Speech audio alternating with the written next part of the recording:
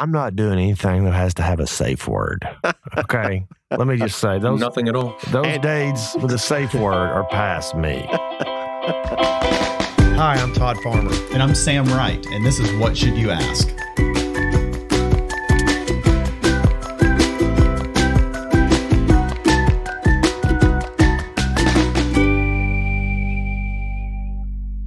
Okay, we're talking about Halloween today. Do you celebrate Halloween at your house, or is that too much sugar and calories? We absolutely celebrate Halloween. Absolutely. I think it's like their second most favorite holiday because of all the candy. So what was your favorite Halloween costume growing up? Well, I'll tell you my favorite Halloween costume. My Aunt Naomi in Bowling Green, Kentucky, made a karate suit for me. You did not go as a karate kid. She sewed everything by hand, and I was the karate kid. Yeah, and she even found the patch. I don't know how she found like the Miyagi-Do dojo patch, but put it on the back. I think, pretty sure. But yeah, what was your favorite Halloween costume? This will show my age a little bit. Freddy Krueger. Yeah, it does. Didn't Freddy Krueger have the hand with the blades? Yeah. That was the best part, right? Thanks. Yes, I did. That's funny. Any fond memories of trick-or-treating as a kid? No, I just remember how much fun it was, going up to the houses. So here's what happens with your kids, right? They get into Halloween and they're all about it. They plan their costumes out. And then they hit about age 13, and then they're too cool to do it. Yeah. Until 3 hours before. And they decide and then they're like, well, I think maybe I want to trick or treat again this year. Yeah. And then you're in a mad dash around your house to come up with that last minute costume. So Todd, do your kids, do they go down the same path of costumes each year? They are completely random. Harry Potter was a thing for a while. Then we did Captain America, and then we had the Star Wars characters. And then one year, which was really funny, my daughter was in high school at the time, and she went as a gigantic chicken. That's funny. Was it like the blow-up thing? Oh, no. Oh, on the blow-up thing, I may even have it. My son one year went as one of those blow-up dinosaur costumes. Would you please see if you have that? So I don't have to buy that was one. the funniest please see if you've thing. got that. That was the funniest costume I've ever seen. It's got a little fan motor in it that blows up. And when they run, it like bobbles, doesn't it? Like the way the costume is, like you can't see their leg moves. It looks like the legs on a corgi is what it looks like. I love trick-or-treating. I think it's great. In my mind, as a child, we used to stay out forever trick-or-treating. I remember a couple, I don't know. Halloween's funny. One year, it'll be 70 degrees and it's perfect. Yeah. And then the next year it'll be freezing.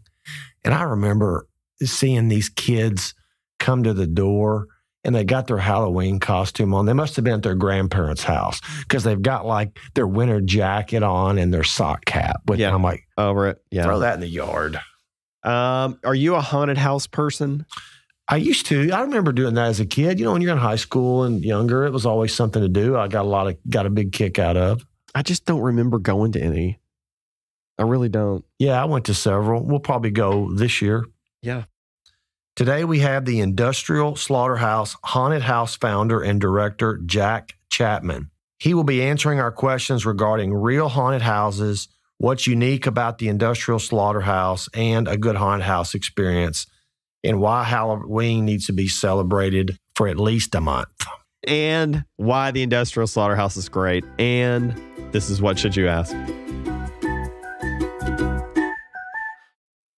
I never thought it would happen to me. I'm going through a terrible divorce, and I think I'm going to have to declare bankruptcy. I don't even know the first step to take. Attorneys Farmer and Wright have helped many people just like you navigate this difficult situation. I'm going to need help with bills fast. The debts are racking up. That's why Farmer and Wright is the first call you need to make. Bankruptcy is a difficult process, but they'll meet with you, offer you compassion, and fight for you. Go online to Farmer Wright, that's right with a W.com. Welcome back. I'm Todd Farmer. And I'm Sam Wright. Thanks for joining us on What Should You Ask?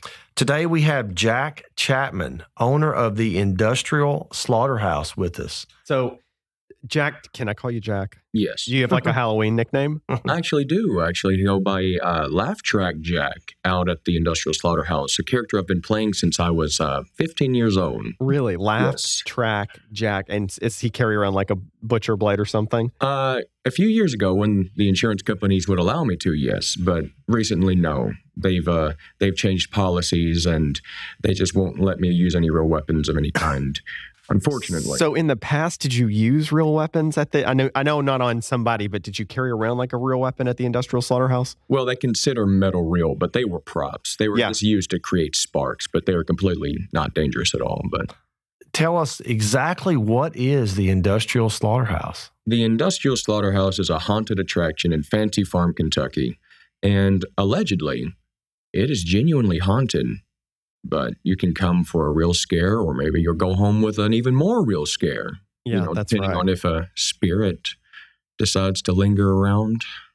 So how long have you been running the Industrial Slaughterhouse? This is our third year. Okay. We recently bought it 3 years ago from the previous owners, the O'Gwyns. Okay. I've been working there since I was 12. This actually marks my 10-year anniversary working at the Industrial Slaughterhouse. I was an actor out there. Okay. I used to play characters such as Leatherface and Michael Myers and Jason Voorhees, even though we didn't technically own the rights to those characters. Right. But 10 years ago, you could get away with it. So is the Industrial Slaughterhouse, is it like a barn that has been converted? Is it a series of maze? tents? Tell us a little bit of It is a genuine slaughterhouse. It was built all the way back in, I believe, the 1920s, and it was bought by Michael Gwynn in, I believe, 2008, 2009, and converted into a haunted house. But when it's called the Industrial Slaughterhouse, that is true. Wow. Okay. Okay. How many folks does it take to run it? You know how they say it takes a village to raise a child? It takes about 4 villages to run a haunted house. It's a really big team effort. Okay. And is it the same theme every year? Do you change themes? I mean, We have a different theme every year. Okay. Last year, it was clowns. Okay. And this year, we have a character out there named the Industrial Butcher. And the theme this year is Butcher's Bloodbath because I like it. he didn't like the clowns last year, and he's decided to take the haunted house back. My 11-year-old child has mentioned this about going. Is somebody going to touch me when I'm out there? Absolutely not. If it does happen, it's an accident. We don't intentionally touch or grab anyone. Got it. my kids are older and they'll obviously be out there. They're high school age, but his kids are younger. Do you have kind of a minimum age? You don't really like to let people below a certain age in? Surprisingly, no. In fact, I've had very young children make it through with no problem, and I've had grown adults have mental breakdowns halfway through the haunted house, and we've had to escort them out. Surprisingly, the little kids, they love characters out there. They love people like Laugh Track Jack, me, and my character. They'll come up to me and talk to me, and when I walk off, they get upset because they want me to stick around with them and hang out with them because we have fun out there. But surprisingly, kids do better out there than some of the more adult people. Is it like a traditional haunted house, like where you've got to keep, in order to get out, you got to follow this path and keep going? Yes, but we do have emergency exits if people decide to bail. Is there like but how do you know if somebody's freaking out enough to where you're like, okay, we need to get this person out? When they're in a fetal position on the ground is a good... Usually a dead giveaway. Yeah. So how far, there's got to be a lot of work that goes into this. So how far in advance do you start planning? About a year. Every year we work season to season. It takes about a year's worth of planning to make sure we got everything in place for the next year. Is this your full-time gig or do you have another? Yes, this is my full-time gig. That's great.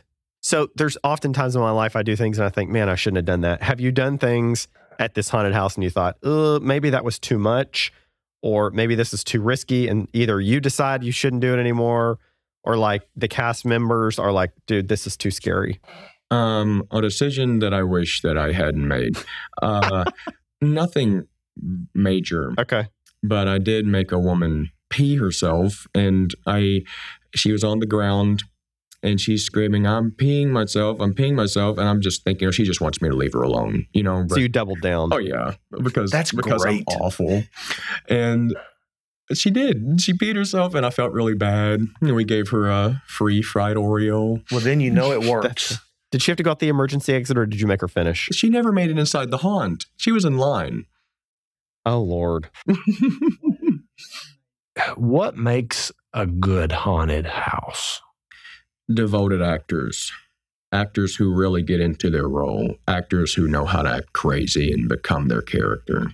So when you're looking for cast members, do you have a typical age group you like to have, or is it all over? I prefer older people because they are more reliable than kids, but we take all ages. I think we start at teens because, you can't have a little kid out there working until 11 p.m. How long does it take to get through? It takes about 30 to 45 minutes. Oh, depending. my. That's a lot of terror. I believe it's the longest haunted house in Western Kentucky. So I know this is an incredibly seasonal business, right? Do you use the slaughterhouse for anything else throughout the year?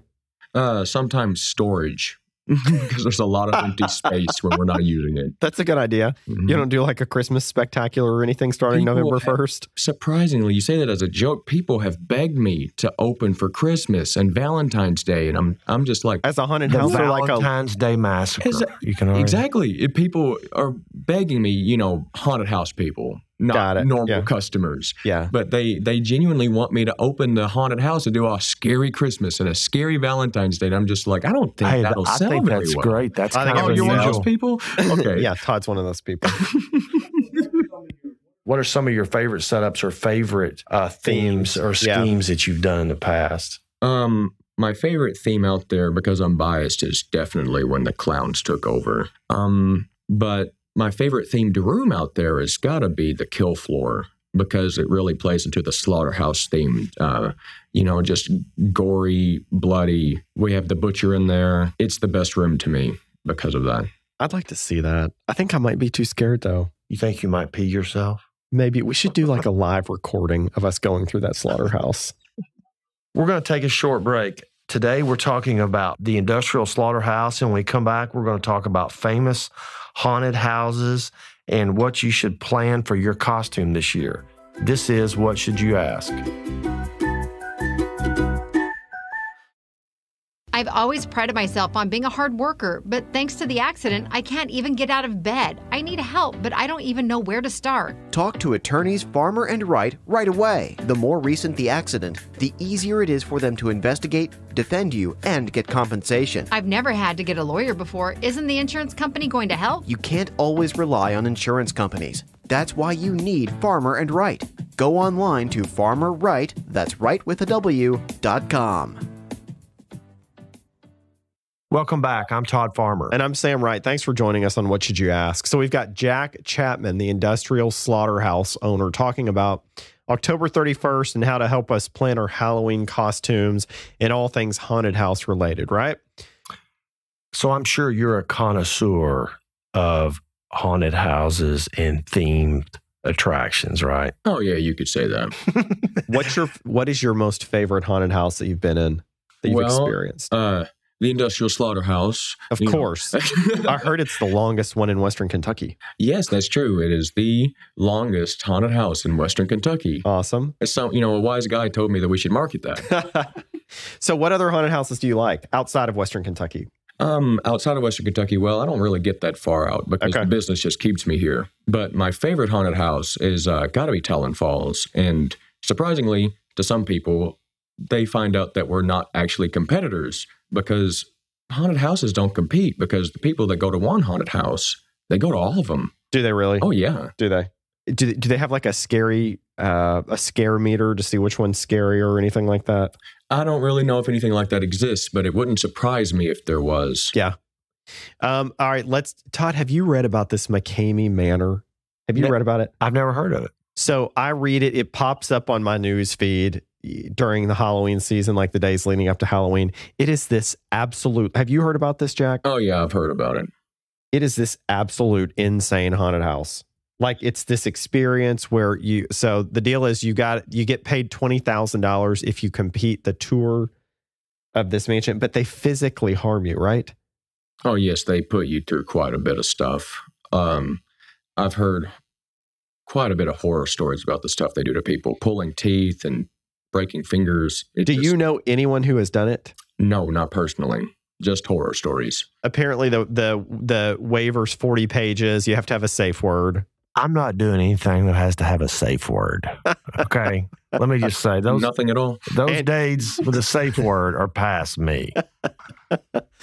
So what are some famous haunted houses in Kentucky that you know about, Jack? There's a place in Louisville called Waverly Hills, and I believe it used to be a genuine insane asylum. Yeah, insane asylum. It used to be a genuine insane asylum. And it's really, really scary. Apparently there have been like recordings of actual ghosts. I think the Ghost Adventurers went in there. I think they do too. I think it's been on some TV shows. So what is, in your opinion, the scariest movie out that's been produced? Well, my opinion of scary is pretty different from what I assume the rest of everyone else's opinion is, because scary now, because everyone has become desensitized to scary, it has to be constant jumping at the screen and loud noises. But to me, the scariest movie of all time has got to be The Exorcist. But by today's standards, it's pretty tame. Did you like The Omen? Wasn't that what it was called? I love The Omen. Yeah, that was scary too. So when I was... Scary for Catholics. I tell you, when your conscience getting to you a little bit there. Yeah. So I remember many years ago, did you ever see the Blair Witch Project? Yeah, I thought that was good too when it came out. Did you like that when it first came out? It was so original, the way they filmed it. Yes.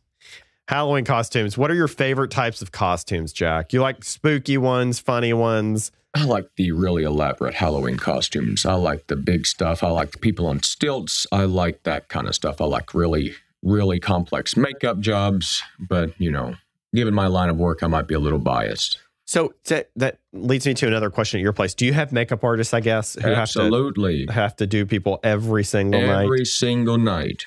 We use airbrush. We do prosthetics. We cover them in blood and, all the good stuff. Wow. Have you seen any good, like, homemade costumes? Yeah, I've actually made a few. Before I owned a haunted house, I used to just make costumes and go to horror movie conventions as a kid. I've made costumes from Goodwill clothes, and I used to cut out, tarp for cars and make butcher's aprons out of them for Leatherface. And I've seen other people make it from even less, just household appliances. They turn into these elaborate costumes. That's funny. When's the last time you wore a costume? Oh, my oldest was probably 5 or 6. I dressed up as Woody from Toy Story because I have cowboy boots naturally at home. Yeah. What about you? Let's see. A couple years ago, we went to a Halloween party several years back, and we went as like King Tut and Cleopatra. Do you have a picture of that? I do somewhere. Not that I'll share, but I do have a picture of it. Which one were you? Well, it was a good makeup job, let's just say. So how much traffic do you get on Halloween? Oh, Halloween is probably the busiest night. Oh, it's got to be. Because that's the night everyone decides they're going to come out. Some people wait, we got to go out on Halloween. We got to go out on Halloween. We don't want to go before Halloween. So that's when everybody comes and the line is wrapped around the block, and it's just, we make it though. And it's a fun time. We got haunt actors outside to keep the crowd entertained. We do shirt giveaways and we have prizes and food. That's fun. I think now that the weather's kind of changing a little bit, the temperature's cooling down, it's kind of getting in that fall Halloween kind of mood. So how long should we expect? What's a normal weekend wait if we're coming out to go through the house? A normal wait is anywhere from, 15 to 20 minutes. Oh, that's nothing. No. On our busiest nights, people have had to wait up to 1 or 2 hours just because there are that many people. But like you said, you got people out there to kind of entertain them and stuff. Oh, yeah. Right? We keep the crowd entertained. There's a lot of one-on-one interaction. People have a great time out there. That's fun. So what's the trend? Everything talks about trends. What's the trend in this industry? Is it more visual effects? Is it computer animation? Is it more elaborate costumes? I think the trend, the recent trend has been vortexes and laser swamps. What is that? Okay, so a laser swamp, we just put one in this year, actually. A laser swamp is basically an illusion that makes you think you're in a body of water. It is a cloud of fog. You roll the fog in from the fog machine.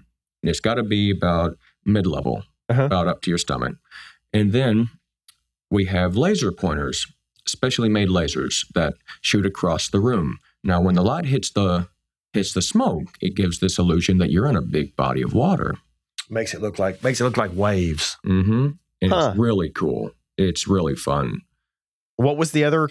A vortex. No, a vortex is a little more complicated.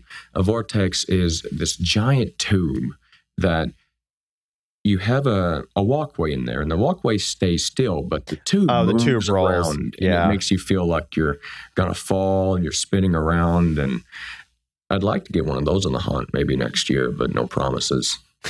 We want to thank Jack Champman for answering our questions today about Halloween and about the Industrial Slaughterhouse. With the theme Butcher's Bloodbath in 2022. Is that right? Check it out between now and Halloween. You got about a month to get out there and check it out. Awesome. Thanks, Jack. It was really good information. Thanks for having me.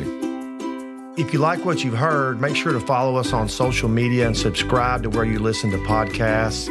If you loved what you heard, then leave us a review where you listen and tell anybody that we're at whatshouldyoutask.live.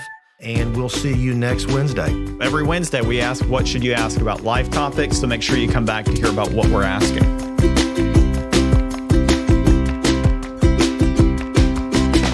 What Should You Ask is hosted by Todd Farmer and Sam Wright. The producer is Jennifer Caldwell. Visit whatshouldyoutask.live to download additional episodes, suggest a future topic, or get a free book from the host.